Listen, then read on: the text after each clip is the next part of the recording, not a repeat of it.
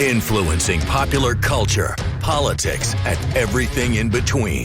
The local station takes you ringside as we discuss the crazy world that is professional wrestling.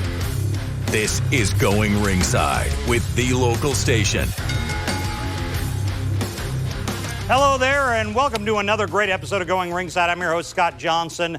We got a great guest today. Before we get to it, if you could do me a favor, go to our YouTube channel, youtube.com/@goingringside. Click the subscribe button. We need your help to keep bringing you these big interviews every single week, and today is no exception. Sol Ruca is here, very excited to sit down with the brand new icon almost in NXT. She has taken the wrestling world by storm. She is amazingly athletic, amazingly gifted, and fascinating. I didn't know this until we were sitting down talking.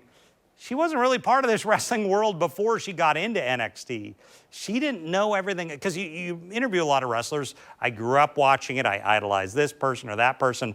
That's not the case with Sol Ruca. She came in as generally a novice, but has taken off, is one of the top stars they have, with so much more ahead of her. So I wanted to bring her in, and here she is. Let's get to it. Here is NXT superstar. Here is Sol Ruca. Well, we're excited to be joined by Sol Ruca. Sol, thank you for joining us on the show today. Thank you for having me. You have been a very busy, very popular woman as of late. Talk to me about how you are doing right now. Let's start just kind of mentally with everything going on in your world. Yeah, I am excited. I'm overwhelmed. I'm just honestly all of the emotions. You know, this is probably the biggest weekend of my career coming up with Evolution and Great American Bash, and I just defended the Speed title. So I got a lot going on, but I'm ready to go. So I want to talk about Evolution. So by the time this airs, Evolution will have come and gone, but Evolution really highlights women wrestling. Yes. Which 15 years ago didn't exist like it does today. Mm-hmm. When you were growing up, let me start, were you watching it? No, I had no When were you introduced? idea. When I got signed. When you got signed? Yes, Okay. pretty much, yeah. What's that like? So I talked to so many fans who grew up on it, watched it. You didn't, and you're in the middle of it. I know. Looking back now, I wish that I would have been exposed to it sooner, because I think if I would have saw it, I would have been like, this is what I want to do with my life. Like, I would have been set on that. But it didn't end up that way, but I still ended up here, so I'm very, very thankful for my journey, you know.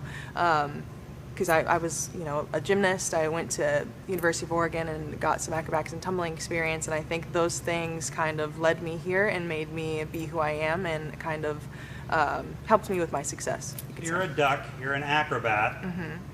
What, when you got here, were you like, this is not anything I've ever done before? What stuck out to you like, this is a little different? Probably the promo classes, trying to put on a performance, trying to be entertaining with your words and your expressions instead of, doing moves and stuff, in athletics, you're so used to being told what to do and what to wear and how to present yourself and being serious all the time. And so coming here, even like on the tryout the first day, they asked us to cut a promo, and I was like, I don't even know what that is. So I got up there. Talk to me about the promo classes. What's that like when you walk in? It's just, we walk in and we get some sort of assignment. Sometimes it's silly, sometimes it's serious, sometimes it's very like real world, I guess, in our world, where we'll cut a promo and they'll have random sounds go off as we're cutting them, so that we don't get distracted and we can stay on topic. Sometimes it's memorizing a whole page of stuff from other shows or whatever it is, and then we have 10-20 minutes to memorize it, and you have to go and do it. Who were you in this class with? Can you recall? I'm in there with Zarya. You were with Zarya? What Yep, was Zarya like when she was there? She has prior experience, and I think she also, I don't know if she's going to be happy that I'm saying this, but she used to do theater and stuff, so that's kind of what she did before wrestling in high school and stuff. So she's always been into the whole acting and performing and stuff like that, which I think has actually helped me a lot in terms of promos and performances. Having someone so confident in that makes me feel confident as well. Favorite opponents, and when I say favorite, I don't necessarily mean your best friend. I mean, a fight that you remember. Let's see. I'm gonna have to say Lash Legend. Every single time I'm in the ring with her, it's the blast. Even though she's a bougie bully, I still love working with her. Is she a bougie bully? She is a bougie bully, for sure. In what regard? What do you mean? Like, what does that mean for you? For me, She just likes to assert her dominance in the ring, you know? She does? Oh, for sure, yeah. But she's great to work with. I love her to death. She's big. Yeah. She's big. Yeah. Tall. That's another thing that I do love about working with her is I typically am the bigger person wrestling. I typically am wrestling people smaller than me, which is also tough being a high flyer. You know, not normally do you see a high flyer being as tall as I am. So when I'm working with someone bigger, it's a time for me to show my strength and show a different side of my moveset. So when you're with Lash, what's that like? I mean, you're doing more just working around her. Mm-hmm. Trying to chop her down, trying different tactics, trying to, it's just not as easy to get her down, pretty much. Do you realize how tough you were prior to this?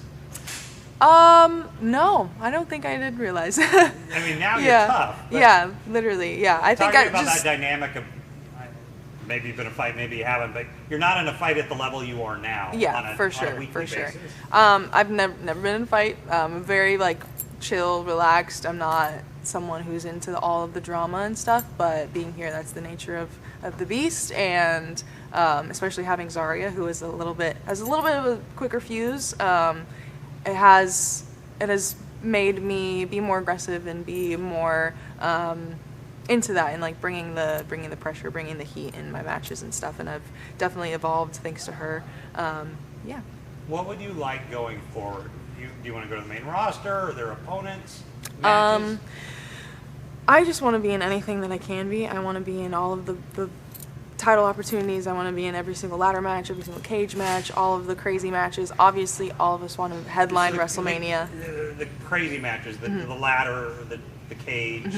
Talk to me about that. Would you do that? I mean, that's ladder, you're going up high. Cage, you're theoretically going up high. Yep, for sure. I love heights.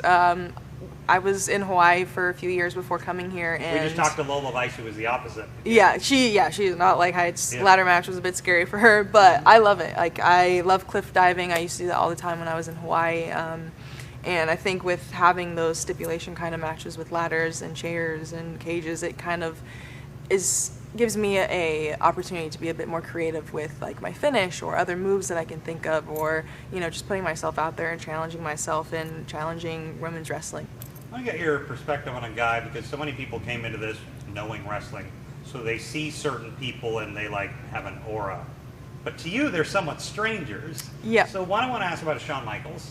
Yeah. What was it like for you when you met this new guy named Shawn Michaels, who everyone's probably talking about? Yeah, it was definitely interesting because like once I met him, I did know of him, but I didn't have that like previous experience of like knowing who he was and like knowing how important he is in this industry, and then also having people ask me like, oh my god, do you know Shawn Michaels? Do you know Shawn Michaels? I'm like, yes, I see him every single day. But yeah, the more I'm in it and the more I get educated on the past and stuff, like I do feel like I'm behind and I'm still like trying to catch up. There's so much wrestling. But yeah, you just get more and more respect for him, and he's such a cool guy, and he is so wise within this industry, and he's helped us so much, and he has really pushed for women's wrestling, and I thank him so much for that. How are you doing physically? Wrestling is brutal, unlike any other profession. Mm-hmm. Yeah, it's tough. Every morning after a match, you feel like you got hit by a bus, but you keep doing it and you recover, and we have a great facility here that makes sure that we're performing to our best of our abilities. Does the training help with that? Because I don't train. I got body slammed once. I'm like, this is the worst pain I've ever been in my life. Is that where the training comes in? Yeah, you definitely get used to it.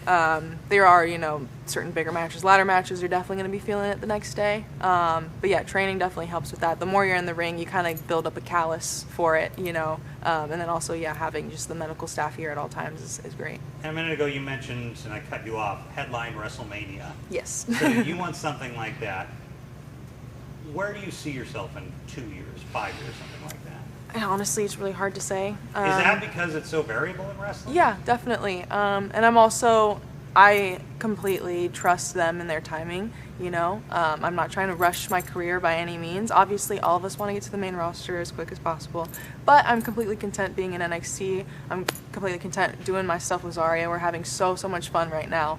I definitely have so much more to learn, and I think when the time is right, it'll be. What do you do when you're not here? I like to read. I like to watch a bunch of shows. I'm a big movie person. I love movies. I like to surf, skateboard. I just got roller skates the other day, so maybe start doing that. Blades or skates? Skates. Full I know how to skates? roller skate as well, but Okay, roller yeah. blades I got, or skates, sorry. Yeah. Yeah, I love being outside.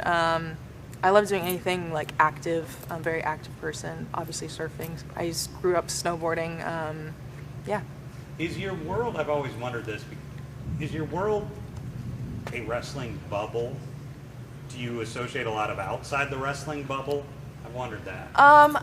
It's really hard being in NXT because I feel like you are very much so in a bubble because we are here all the time, pretty much, Monday through Friday. We have shows on the weekends sometimes. I try to venture out as much as possible to get out of the wrestling bubble, but it is tough because, you know, once you're in it, you'll be watching TV and you'll be like, ooh, that's an idea for a move, or ooh, I should do that, or I should say that, or I like how they did that, or I like their outfit, and you're thinking about wrestling constantly. And last question, family or friends who have no affiliation with wrestling, don't know anything about it, what do they think of it? Family, they're so supportive of it. They think it's so cool. My friends, they are just like, they have no idea. They're just like, how do you even what is it? What do you do? How do you do it? Like, what are the ins and outs? And they're just curious. They think it's really cool. Yeah, I like to brag about it. Well, Sol Ruca, thank you for coming and bragging to Thank us. you. We appreciate it. Thanks. Thanks for joining us. Thanks for having me. So glad to sit down with Sol. She was a great interview, fun to talk to. And we have a lot of her friends over at NXT that we put on our YouTube channel, youtube.com/@goingringside. All the interviews are there. Go to the channel. We've got Jada Parker. We've got Oba Femi. We've got Ethan Page, Ricky Sanders, all of them. We've got a bunch of them. Just go to the channel, click subscribe. You will see all the interviews there. Thank you for joining us for this episode of Going Ringside. I'm Scott Johnson. We'll see you back here next time. This has been Going Ringside with The Local Station, brought to you every Wednesday on your favorite podcast player, on New Sport Jacks Plus, as well as the New Sport Jacks YouTube channel.